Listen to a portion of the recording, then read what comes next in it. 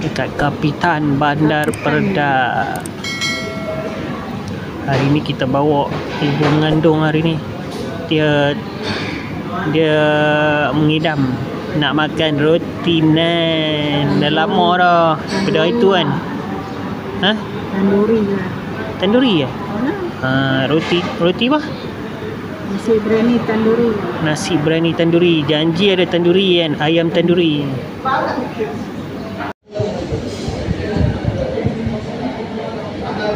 Yang ni nampak sedap eh. Nasi ada bawang-bawang cukup.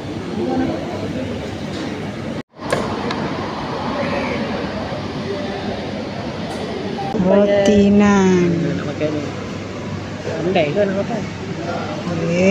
Ngak je.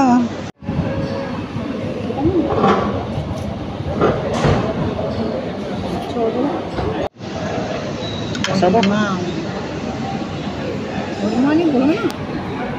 Dekat ayam boleh.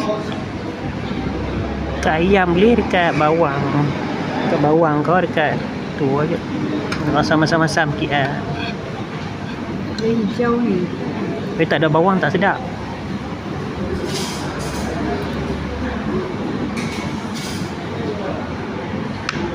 Ayam tanduri. Itulah makan kat sini ni. Dengan terus ni.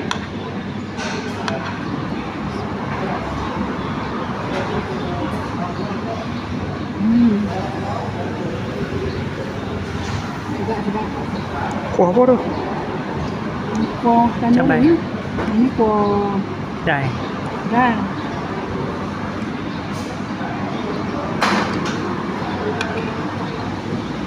Dia kena masuk bawang kau. Kalau tidak dia tak sedap.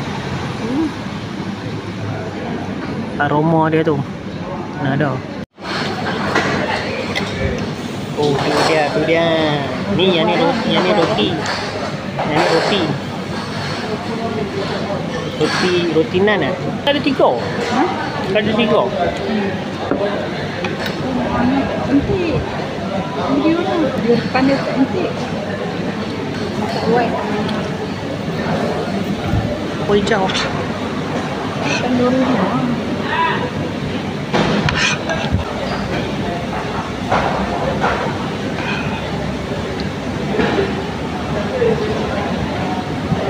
Berani.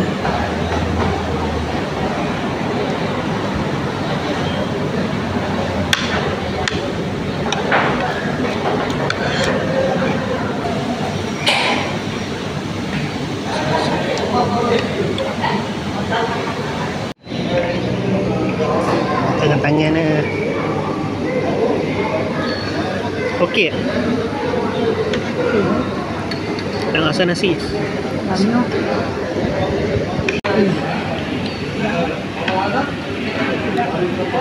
Tambah lagi satu lagi roti. Sedap pula.